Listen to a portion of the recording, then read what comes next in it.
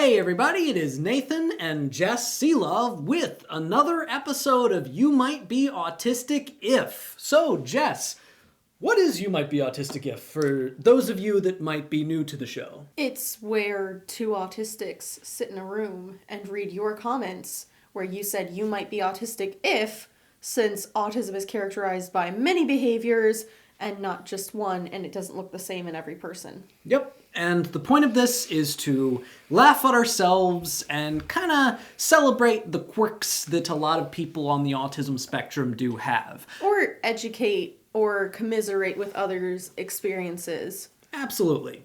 And as always, quick disclaimer, as Jess alluded to, every autistic is different. Just because you have some of these doesn't mean that you are autistic, and just because you don't have some of these doesn't mean that you aren't autistic. Yes. As we always say on this channel, you met one autistic?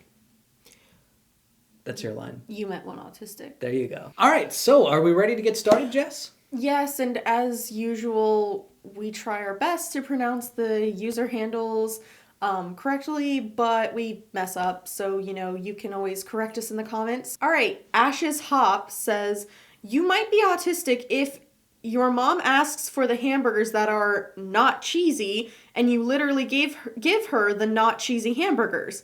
Apparently she meant not the small ones. She still took it because the other one literally had cheese stuffed in it. As someone who doesn't enjoy cheese, what it sounds like is that your mom doesn't understand that a hamburger doesn't have cheese on it or in it or surrounding it in any way, and it's better for it.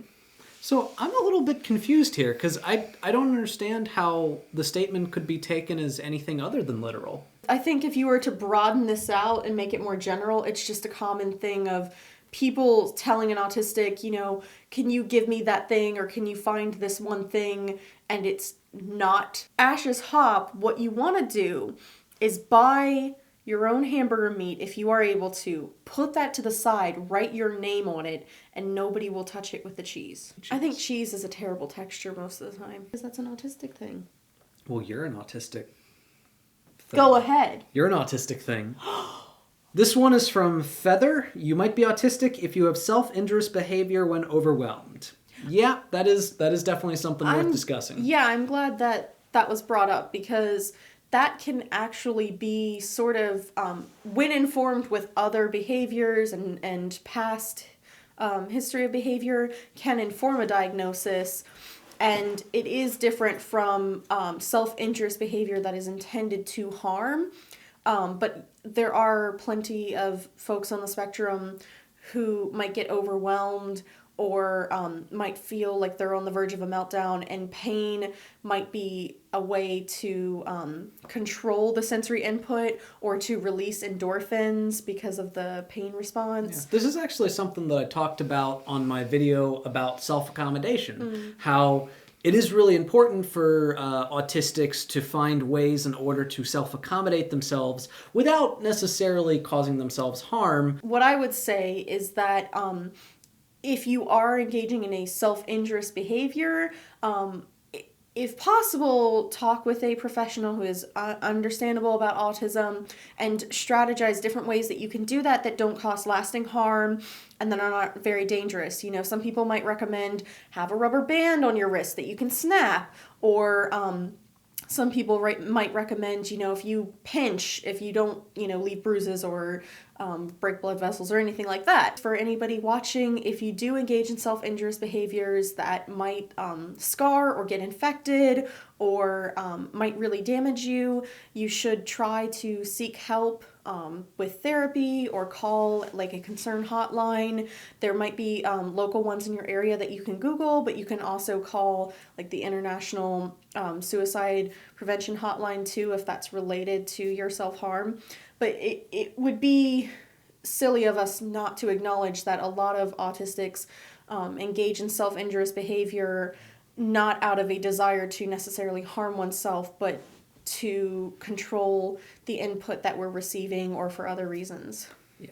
So good for bringing that up. This one's from Loop Duplicate. You might be autistic if someone you haven't seen in a while, perhaps a few months or a year, approaches you and says hi, but no matter how hard you stare at them, you can't remember them and you feel bad and try to figure out who they are without having to ask them directly. And this happens all the time. Yes. Yeah. I like to tell people, I mean, I kind of joke about it, but if they say, "Oh yeah, we've met," I'll be like, "Oh, I'm really bad with faces and also names." And also Because people. I talk about how when Nathan and I first started dating for about the first 3 months, if I had seen him in a place that I didn't expect to encounter him and he was without his service dog, I probably would not have recognized him. Yeah, I have this issue because nowadays oftentimes I'll go out in public and there will be people that I haven't seen since high school that come up to me and start talking to me, and I just won't remember their name, and I'll feel so bad because they'll keep talking to me. And like, I'm excited to see people who are excited to see me. I mean, I'm one of those weird autistics that actually likes talking to people. Yeah. Pro tip. If you are with someone that you know, you can maybe fake your way through getting them to give their name, the other person that you don't know, by turning to the person you know and saying, "Oh," and then turn to the person that is meeting them and say, "Do you know my husband, Nathan?" And then he reaches out and shakes their hand, and they usually tell him their name, and I can listen for it. Yeah. If you're able to smoothly do that, it can help. If not, I would just try to avoid saying their name. That's definitely better than the spell check. Yeah. So How do you spell your name again? I've always wondered. Tim. Ah. So this next string of them is from Candy on a Chopstick. Candy on a Chopstick gave us 16 You Might Be Autistic gifts. So a we lot. really appreciate that, Candy on a Chopstick. I don't think we're going to get through all of them. We're not going to get through all of them, but any that we don't get through, we will definitely do in the next video. And this was on the Looking for You Might Be Autistic Ifs video that I posted. So if you want to go back and read them, I definitely encourage you to. But we will definitely discuss any that we don't get to today in a future video. You might be autistic if you get practically hypnotized by that screensaver that bounces across the screen as you watch it for much longer than others would deem normal.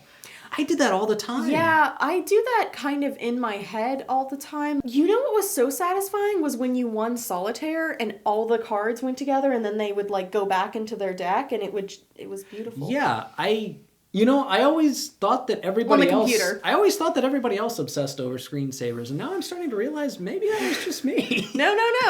You might be autistic if you love categorizing and making statistical lists related to your special interests.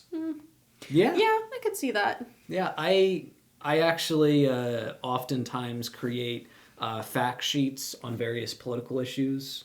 Like nerd.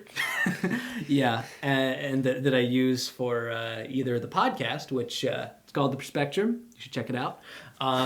And just in general for argumentation. You might be autistic if you share an interest with a neurotypical, but then you ask them to make a top 10 list regarding that topic. They seem frustrated, confused, or uninterested. I don't know what, like some neurotypicals, I don't know what they talk about.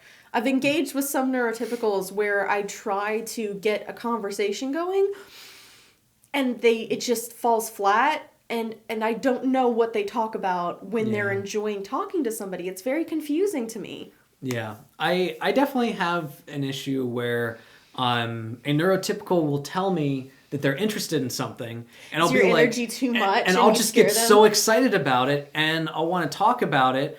But like after talking about it for like 10 minutes, they'll want to talk about something else, and I'll be like, no, there's still more. There's so much more. No. This is still the same comment from Candy on a Chopstick.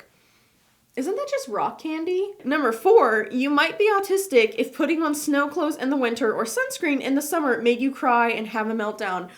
Sunscreen is so awful. I mean, it's good in the sense that I was a very pale child, as I am a very pale adult, and have been sunburned to the point of fever and blisters more times in my life than I'm comfortable with. And I have family who's had skin cancer from sun exposure, so wear sunscreen and sun protection, but I hate lotions or anything like that, and when I was a child, my mom would have to basically pin me down and grease me up with sunscreen. I finally started thinking, you know what, I need to just suck it up. If you can stand it, I cover up when I go out in the sun if I can. You might be autistic if when you see a sentence or word in public, you repeat it in your head over and over again. I get kind of auditory things played over and over in my head that I can't let go of, and it's not just songs, it'll be like somebody saying something. Even if it's not a movie, it might be someone in real life who said certain things to me. Or I really like certain noises like shoes walking across hardwood floor, or horses' hooves on cobblestones. Yeah. I have this weird thing where it's like I repeat things that I say in small talk in my head. So like if I run into some person that I know and I say, hi, how you doing? Haven't seen you in a while. After the conversation, I'll just be saying in my head over and over again, I haven't seen you in a while. I haven't seen you in a while. I haven't seen you in a while. I haven't seen you in a while. Like, I'll just keep repeating it in my head. I am told that when I was a child, before I learned how to verbally express myself, I used to just wander around the house saying doodle, doodle, doodle, doodle, doodle constantly, and it drove my mom bananas. But that was her fault for having an autistic child. Oh. Yeah. You might be autistic if you are more drawn to Aspies than neurotypicals. Yeah, I once asked my mother-in-law why she thought all my friends were autistic, and this was before I knew a lot about autism, and I was just saying, why do you think all my friends are autistic? And she said so sweetly that I had a personality that drew a lot of autistics to me, and they really appreciated that. And you see, what my mom was trying to do was subtly tell her that she was autistic, but because she's autistic, she didn't understand the subtlety. I think it just, there's a certain level of comfort a lot of times to be found with autistic people. The last one we're going to do for today. You might be autistic if you struggle in class, not because you aren't smart, but because you were off somewhere else in your head. Yeah. Classrooms are terrible places to learn. They just are. They're loud, and you can always hear some kind of like fluorescent light buzzing, and the AC going, and people shifting in their seats, and some kid over there who likes to doodle on their folder that has the little zigzag line, so all you can hear is that scratching back and forth. Or that one student that keeps saying doodle, doodle, doodle, doodle, doodle. I did not do that at school. Social pressure was really strong and very traumatizing. Let's not get into that. Do you have a You Might Be Autistic if? If you've ever been in a You Might Be Autistic if video, you might be autistic. That's all the ones that we're going to be doing for today. Thank you so much for everybody that put down comments, and especially thank you to Candy on a Chopstick. Sorry we didn't get to all of yours. We will make sure to get to the rest of them in the next video, and if you want there to be a next video for the rest of y'all out there, leave comments down below. Give us some more You Might Be Autistic if suggestions, and they might be put in a future video for everybody to see and laugh at and hopefully relate to.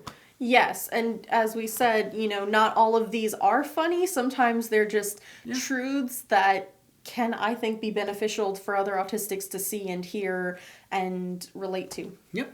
All right, so that's today's video. Thank you all for watching. If you liked this video, please give it a like, a share, and if you haven't already, subscribe to the channel. Check out some of my other stuff. Oh, look at our shadows. Look. And if you want to support the channel in other ways, support me on Patreon. And I will see you in the next one. I'm sorry, but look. Look, they're kissing. Oh, hey, look at that. Yeah.